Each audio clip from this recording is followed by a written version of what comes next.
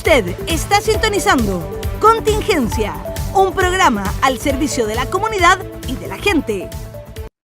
Bien, ahí estaba nuestra pausa comercial. Vamos a conversar ahora con Jorge Pinochet, quien fue dirigente de Gendarmería, encabezó varios movimientos al interior de los centros penitenciarios en demanda y reivindicaciones para los funcionarios de Gendarmería.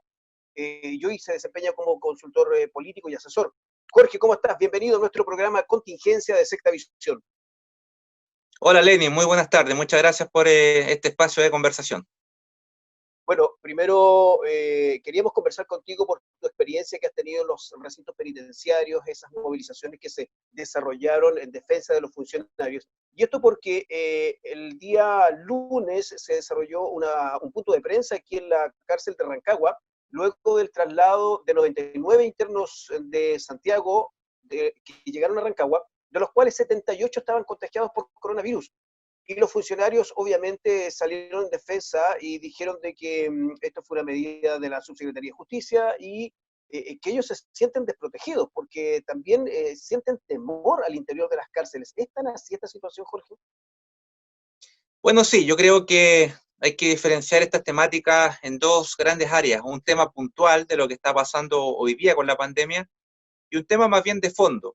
El tema de fondo sería sentarse a conversar los actores políticos de cómo hacer una gran reforma al sistema penitenciario en Chile y poder dar los estándares que se necesitan tanto para los reos como para los funcionarios. Puntualmente, en esta situación, efectivamente, hay muchos funcionarios afectados. De hecho, hoy día hay más funcionarios que internos agravados por el tema del coronavirus, incluso habiendo muertes de funcionarios, hay también muertes de reos, pero la verdad es que la convivencia al interior de los recintos penales es una cosa permanente, es una cosa que no se puede segmentar, porque hay unidades penales que están bastante a mal traer, principalmente por un tema de infraestructura. Son unidades muy viejas, aunque se invierta en aquello que sí se ha hecho a lo mejor en los últimos años, la infraestructura propiamente tal no da para seguir haciendo modificaciones. Así que la convivencia al interior de las unidades penales es bastante problemática porque no están los espacios adecuados para afrontar una pandemia. Jorge, y tú que estás en el día a día conversando con tus colegas, ¿cuál es la situación real, concreta por parte de los funcionarios? ¿Existe este miedo, este temor? ¿Existe también el no apoyo tal vez de las autoridades? Sí, bueno, la verdad es que cada vez que se toman medidas, muchas veces no se piensan en quién tiene que ejecutarla. Entonces, desde un escritorio, desde los altos cargos que tienen algunas personas, disponen, pero en la práctica son principalmente incluso la planta de suboficiales que tienen que llevar adelante este tipo de proceso, de cambios, por ejemplo, de dotación o de cambios de unidades penales, como lo que está pasando hoy día. ¿Y qué pasó con el movimiento desde Santiago hacia la cárcel de La Serena? Manifestaciones de parte de la ciudadanía por esta situación. Lo mismo desde Santiago hacia Valdivia y ahora también en esta situación que está afrontando la capital regional de O'Higgins, con internos que están contagiados de coronavirus y que van a contagiar obviamente al resto de la población y al resto de los funcionarios. Entonces el funcionario de manera permanente se siente bastante vulnerado, bastante pasado a llevar por este tipo de medidas que la verdad es que no son consensuadas, son evidentemente impartidas por la autoridad, tanto institucional como ministerial, pero la verdad es que muchas veces la forma de poder ejecutarla lleva un riesgo en el personal, ya sea de los grupos que son de traslado, como de los grupos que son evidentemente que trabajan en la cárcel misma. ¿Esto podría llevar a alguna movilización una vez que concluya esta pandemia y se pueda nuevamente retomar las reivindicaciones que han tenido por bastantes años los gendarmes y que hoy día se podrían estar agudizando? Bueno, los diferentes gremios han presentado antecedentes a las autoridades, han hecho no solamente el punto de prensa ahí en la región de O'Higgins, sino también en otras partes, han señalado que estas medidas que se están tomando desde Santiago, de trasladar internos, por ejemplo, a regiones que no cumplen con todos los protocolos adecuados, evidentemente abren una herida, porque si bien es cierto, se había trabajado el último tiempo en una ley que viene a beneficiar al personal, por los próximos 4 años, con algún tipo de beneficio económico para la salida de la carrera, y con esto fomentar que las personas de manera voluntaria se vayan a retiro para que pueda correr este escalafón que siempre ha estado tan estancado en la institución. Pero claramente este tipo de medidas vienen a hacer un distanciamiento entre las autoridades y el personal, porque ya hay personal muerto, hay muchísimos funcionarios infectados y que han tenido una muy mala recuperación, y por lo demás también han sentido la lejanía con la autoridad, porque muchos de ellos se han quejado, incluso haciendo videos en el propio hospital institucional, que es el Hospital de Carabineros de Chile, que nunca han recibido siquiera una llamada de un asistente social, nunca se han contactado con la familia de los funcionarios, lo que nosotros y lo que los gremios les preocupa muchísimo, porque justamente en estos momentos de dificultades, de pandemia, es cuando más se necesita el apoyo de la institución. Falta calle, entonces falta, bueno, en términos políticos nosotros decimos falta calle, pero aquí falta cárcel, digamos, a quienes dirigen las cosas desde un edificio en Santiago. Absolutamente. ¿Y cómo se puede remediar eso? Bueno, es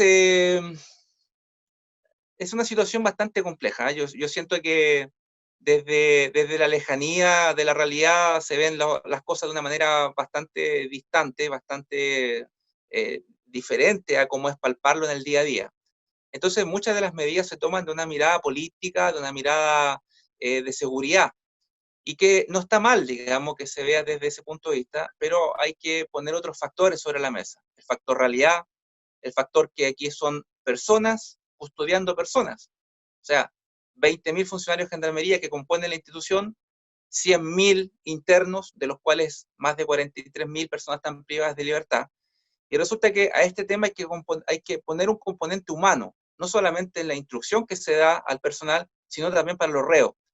Señalar importante es que la condena que otorgan los tribunales es una condena a estar privado de libertad, y por ende se le quita, por ejemplo, la calidad de ciudadano.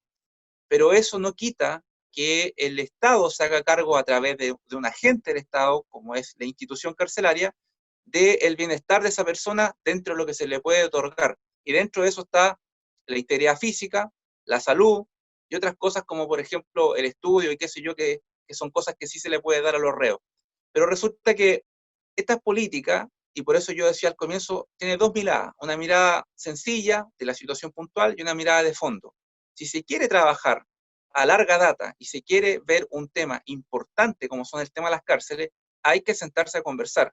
En Chile, fíjese usted que hay varias personas que saben mucho de temas carcelarios, y que sería importante dar una mirada de aquello, porque como dijo Nelson Mandela, el avance de un país no solamente se ve al mirar las calles de aquello, sino también se ve al mirar las cárceles. Y Chile deja bastante que desear con las cárceles que tiene. Falta diálogo, falta conversación por parte del gobierno con sus dirigentes, con los representantes legítimos de los funcionarios de gendarmería, para saber este tipo de cosas que usted me está diciendo, por ejemplo, que me está contando, conocer la realidad, visitar in situ lo que está sucediendo, por ejemplo, en los recintos penitenciarios. Yo creo que de manera permanente debería haber un diálogo. Yo creo que las mesas de trabajo no se terminan cuando se termina un producto. Yo creo que siempre es bueno esta reciprocidad en la información, tanto desde la plana ejecutiva de la institución y del ministerio, como también lo que buenamente le puedan aportar los trabajadores a través de sus dirigentes válidamente elegidos, para tener de manera unánime, para tener de manera mancomunada unos acuerdos para seguir avanzando en lo que se necesita en la institución, y que es muchísimo. El 50% de las cárceles en Chile están hacinadas y un tanto por ciento están sobrepobladas de manera absoluta. O sea, la verdad es que en base a esta pandemia, pocas acciones han tomado los reos en resguardo de su integridad. Recordar que han habido motines en Argentina, recordar que hubieron 9 muertos en una protesta aquí en Perú, señalar que hubieron 47 reos fallecidos en Venezuela, 32 en Colombia, justamente reclamando mejoras en las condiciones carcelarias para afrontar esta pandemia. En Chile han habido intentos de motines, y el personal ha tenido un compromiso enorme en tratar de mediar aquello para que no pasen consecuencias mortales. ¿Son ustedes la primera línea en los recintos penitenciarios? Absolutamente. El gendarme es seguridad, es reinserción, es psicólogo, es profesor, es asistente social, es médico, es todo. Correcto. Jorge, bueno, ¿y qué esperanzas hay entonces? Porque estamos en medio de esta pandemia, sabemos que hay reivindicaciones pendientes, sabemos que los gendarmes también están luchando por sus beneficios, por sus derechos, pero hoy día también está primando lo que es la protección personal, con equipamiento. Me imagino que también carecen de eso, como lo están careciendo los funcionarios de la salud, que han estado reclamando bastante también por los equipos de protección personal. ¿Cuál es la situación real respecto a los funcionarios de gendarmería frente a estos equipos de protección personal? ¿Escasean? Escasean. Escasean. Una de las cosas que siempre se ha puesto en el tapete es la seguridad para poder cumplir las funciones. Yo creo que el sistema está absolutamente al debe.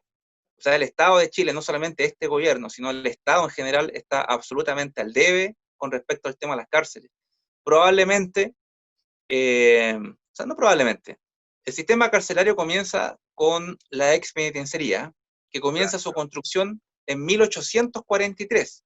En 1843, bajo la presidencia del general Manuel Bulnes Prieto. Resulta que esa cárcel fue la cárcel modelo de Sudamérica y muchas otras cárceles fueron copiando este modelo que Chile era pionero en poder desarrollarlo. Bueno, esa cárcel, yo le puedo decir que sigue siendo en la actualidad la cárcel con más interno de Chile. Entonces, cuando uno mira la actualidad carcelaria, cuando uno mira la realidad de las regiones y la realidad de Sudamérica, uno se da cuenta que Chile se fue quedando atrás. Fue avanzando en carretera, fue avanzando muchas veces en infraestructura, en muy buenos puertos, por ejemplo, en modificación del aeropuerto y en otras cosas que son de calidad de vida para las personas, pero las cárceles se fueron quedando atrás y resulta que hoy día el 70% de las cárceles, de manera unánime, no cumple con los estándares que corresponden. O sea, el último informe del 2017 de la Corte Suprema dice que de 40 cárceles que ellos pudieron hacer informes, revisarlas, 24 no cumplían, por ejemplo, con el tema de habitabilidad de los reos. O sea, no tenían ni siquiera cama. Entonces, si no tienes el reo, por ejemplo, ni siquiera dónde poder dormir, tampoco el funcionario tiene buenas condiciones. No solamente para poder descansar, sino que chalecos antipuñales, el uniforme te llega a destiempo, en invierno te llega ropa de verano y en el verano te llega la ropa de invierno. Siempre hay una descoordinación de un año para otro con respecto a esos temas. La protección en este momento de pandemia, por ejemplo, no está en la adecuada, no está en todo lo que corresponde. Entonces, por eso tenemos más funcionarios que reos en calidad de contagio y ya tenemos funcionarios que lamentar, fallecidos. Ya, pero eso sucede, que por ejemplo la ropa llegue a destiempo. Es porque hay un encargado a nivel nacional de esto. Y hay otros que coordinan y hay otros que coordinan y deciden el financiamiento. ¿Será que hay mucho asesor político que no tiene conocimiento y que no vive la realidad de gendarmería y que falta gente realmente que viva la realidad y que vivan en la sangre lo que es gendarmería? Bueno, Gendarmería se ocupó por mucho tiempo como una caja pagadora de favores políticos. Del Partido Socialista. Partido Socialista, Partido Radical, Brigada PPD, algunos DC también. Resulta que, mira, la verdad es que más que sean dos partidos políticos X, la verdad es que si son aportes son bienvenidos. Pero resulta que uno de buena forma sabía que el hermano de, el primo de, el cuñado de, y la verdad es que ahí es cuando nos vamos perdiendo con respecto al tema del avance que necesita la institución. Esta institución es por lejos, una de las más postergadas dentro del país. Todas han tenido tremendos avances, planes modernizadores, por ejemplo, la Policía de Investigaciones. Si usted se recuerda, hace 30 años la Policía de Investigaciones prácticamente no tenía ninguna figuración, ninguna. No tenía ni siquiera una escuela como corresponde. Hoy día, a través de los planes Minerva, que son planes de modernización de 10 años, van en el tercero. El primero era un tema de logo corporativo. Segundo, modernizar la institución. Tercero, escuela institucional. Cuarto, convenios internacionales. Hoy día la PDI, en el fondo, es un FBI, capacitado en Estados Unidos, con escuelas de inteligencia, tremendos avances, lo mismo que Carabineros. Lamentablemente, las situaciones de Carabineros lo han llevado a un descrédito a nivel nacional y de eso algunos han aprovechado, pero Gendarmería siempre se ha quedado atrás. Y resulta que en este eslabón de la seguridad pública, cuando Carabineros hace un mega operativo con helicóptero, con carros blindados, con el GOPE, resulta que después esos reos, con tanta aparataje que hacen para su captura, resulta que después uno convive con ellos de manera face to face, cara a cara, y sin ningún tipo de protección, y el delincuente sigue siendo el mismo delincuente, fuera de la cárcel como dentro de la cárcel. Entonces, parece que no quieren entender que esta cuestión no se termina con la captura y con la condena. Recién con la condena parten 5, 7, 10 o 15 años de convivencia con esa persona. Insisto, el tipo no deja de delinquir, o no deja de dirigir, o no deja de pensar como delincuente. Correcto. Jorge, le queremos agradecer la disposición que ha tenido con nosotros hoy día con nuestro programa para aclarar este tipo de situaciones, tener la voz también de representantes de Gendarmería, usted que ha vivido ahí la experiencia y como ex dirigente también de esta organización, para que la gente se pueda informar cada día mejor de lo que está ocurriendo en realidad. Hay que preocuparse, muchas gracias por este espacio, Lenin, y hay que preocuparse de las cárceles, en lo macro, en lo importante, y también preocuparse de la seguridad. Insisto, el delincuente no deja de delinquir porque está preso. Esta cuestión sigue, hay tremendas bandas organizadas a través de las cárceles, y resulta que aquí debería haber una cooperación permanente con Carabineros, con los organismos de inteligencia, para desbaratar desde las cárceles la función que cumplen hacia afuera. Es primordial el tema de las cárceles para la seguridad de la nación. Dejamos entonces a Jorge Pinochet, ex dirigente de Gendarmería, quien nos ha entregado esta información el día de hoy. Vamos a una brevísima pausa comercial y continuamos. Está sintonizando Contingencia, un programa al servicio de la comunidad y de la gente.